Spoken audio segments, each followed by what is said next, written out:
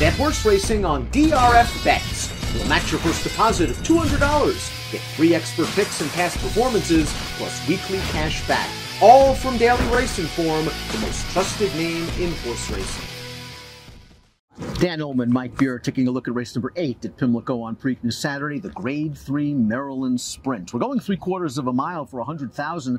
Let's take a peek at this field. Interesting race, Mike. Not a big field. You've got two horses in Coastal Mission and Prince of Jericho that were noses apart in a fast race last time out. You have Super Chow, who is very fast and likes the surface, and is getting a valuable cutback from 7/8 to a mile and 6. And then you've got the question mark, Prevalence, who found his best form last time. Yeah, ran a really good race last time. We'll see if he can repeat it. That's one of the major themes in this race, Dan. Those two horses you talked about, Coastal Mission, Prince of Jericho, they come off of a really fast race. They both ran well in there. Super Chow, it feels like he needs things to go his way, but I'm not knocking his overall form. Do you think he will get things his own way? I think Timeform US, as we look at the pace projector, believes Prevalence might be able to hound him a little bit. But I think Super Chow is just fast, faster than Prevalence, will get to the lead, will not have to go that quick early. And that gives him a big edge. Now, you know he's going to start drifting out in the stretch, and that's always worrisome, especially if he takes money. True. I mean, but he also really likes the wet track. The thing about him is he does make the lead a lot in his races, but man, he gets away with some really soft paces too. I'm not sure that that's going to be the case in here. We'll see how it all plays out. Prevalence got a very aggressive ride last time. I wonder if they go back to that. I'd like to say that Coastal Mission likes a wet track. After all, he's 6 for 8 on it, but he likes any track. He's 12 for 19 lifetime, and he looked good on this fast surface in the Whiteley last time out. Prince of Jericho's on the lead as they turn into the stretch. Coastal Mission got a very nice split right here at the quarter pole, and they're ding-donging it down to the wire. It never really looked like Coastal Mission was going to get there till the very last stride. Here's the question. Do you think Prince of Jericho's better at 6? That's a very good question. I feel like that could be the case. And Coastal Mission feels like it could be a little short for him here. He's got a lot of, boy, there's a lot of wins on his card, Dan, and he handled the 7 just fine, but there's a lot of 2-turn wins on his card, too. This is a totally different ball game.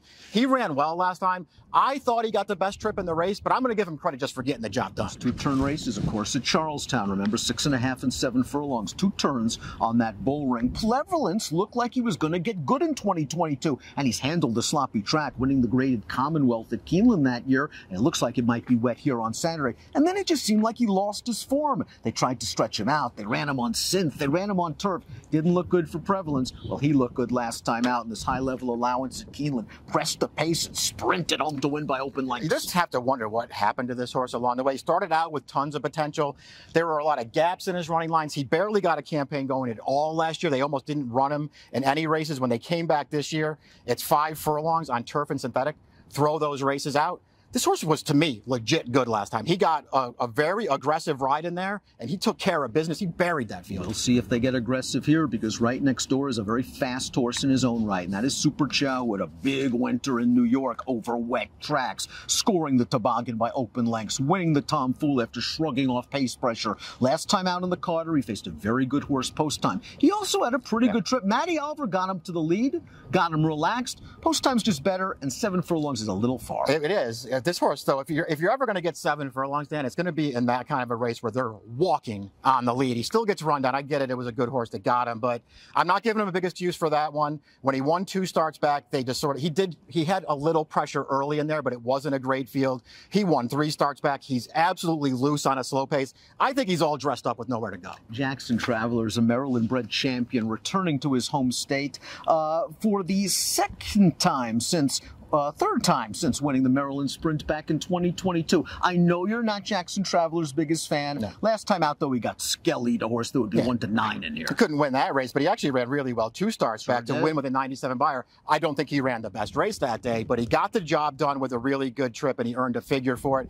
He's pretty good, Dan, as you've already pointed out. I'm not a big fan of his. I think more than anything else, he's been really well managed by Steve Asmussen. Maybe he's in the right spot again. Asmussen knows how to manage these horses. What I like about Jackson Traveler, and I like him more than you do, is that he's got great tactical speed. So if there is a duel, he's going to be sitting outside in the clear, and we'll see if he can sprint with these horses in the stretch. Lil Ruru's got some things to prove. This is a West Virginia bred who's won 8 of 15 lifetime starts. Couldn't get it done last time out. It was his first start off the layoff. That was a 2-turn 6.5. He looks pretty good on paper in this race, and he does have some speed to bring to the table. I wonder if he's this good. Prince of Jericho has always hinted at a lot of ability for Brittany Russell. They had him at as a 2-year-old getting stakes placings, stakes winner winner at 3.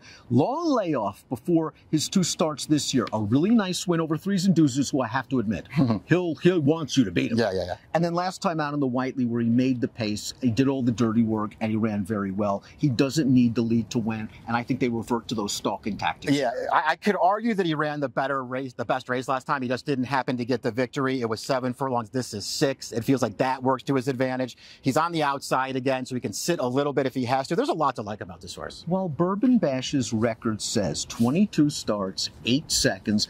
I wonder if maybe Lucas has figured him out, because 2 starts back at Oaklawn, where Wayne's horses seem to excel, he really put the hammer on that field, and he showed some heart squeezing on through down towards the inside. Last time out, maybe he moved a little bit too early that day. That's a pretty decent horse that beat him. You know, I think he fits with these. I agree. Maybe he did move a little early last time. It's maybe a race you could say he should have won, but he still ran well in there. He was good 2 starts back. He had a fast pace in front of him. He moved into it, knocked a horse out of his way, and won. I like this horse. I do think he fits in here. I think the outside draw really helps him. I think it does as well, because again, clean air on the outside, especially over a wet track. Let's take a look at our top selections for the Maryland Sprint.